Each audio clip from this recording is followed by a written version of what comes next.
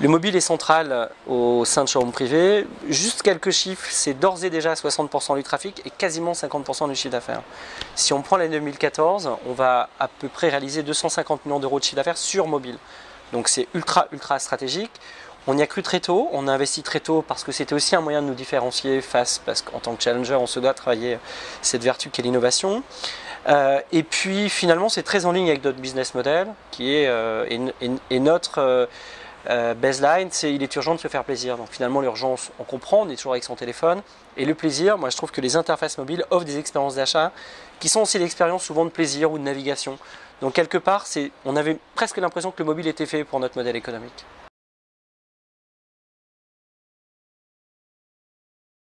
Je crois absolument pas au site responsive. Je suis fondamentalement app pour des tonnes de raisons. La première, c'est que je pense qu'il faut penser le mobile par interface et qu'il faut non pas dupliquer un site sur tablette, Android et compagnie, mais plutôt repenser systématiquement.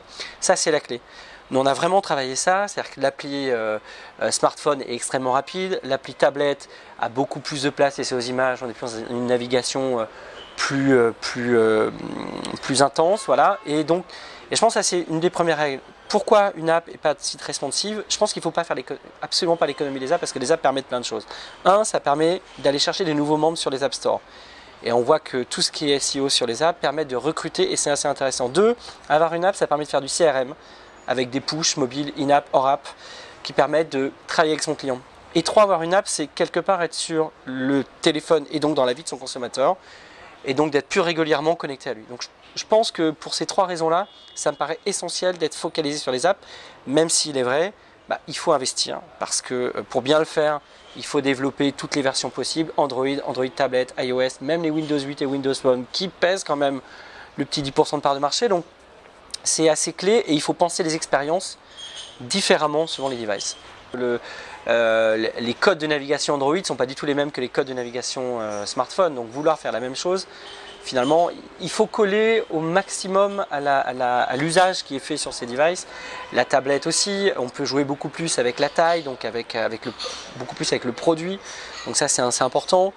Nous on a beaucoup travaillé toutes les pages de fin de tunnel, parce qu'on se dit toujours, on travaille l'interface, mais quelque part, les taux de transformation de la fin du parcours sont extrêmement clés, lors du paiement, etc. Et on a fait beaucoup de tests sur la sauvegarde de la carte bancaire, la page de paiement adaptée pour du coup gagner finalement en conversion.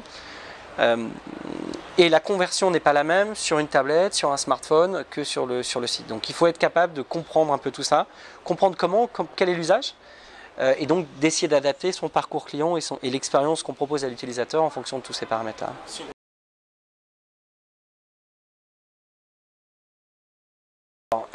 Nous, on a décidé d'internaliser tout ce qui était stratégique, le marketing, dans tous les pays. La partie back-office, donc communication, et on travaille avec des agences sur la partie front-office parce que ça change vraiment tous les jours. C'est toute la difficulté. Toutes les 3 semaines, il y a un nouveau téléphone, un nouvel Android, un nouvel iOS.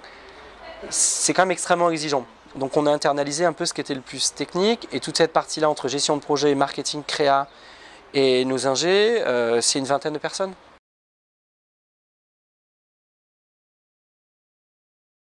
Tout ce qui est produit high-tech fonctionne bien sur mobile, mais bon, c'est assez en lien, donc les enceintes, les casques, tout ce qui est sur la téléphonie et la mobilité.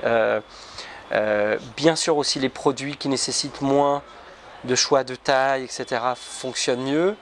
Maintenant, franchement, les écarts sont assez insignifiants, donc on ne peut pas en tirer des enseignements, ou alors on peut se dire que finalement, le type de consommation est le même que sur un ordi.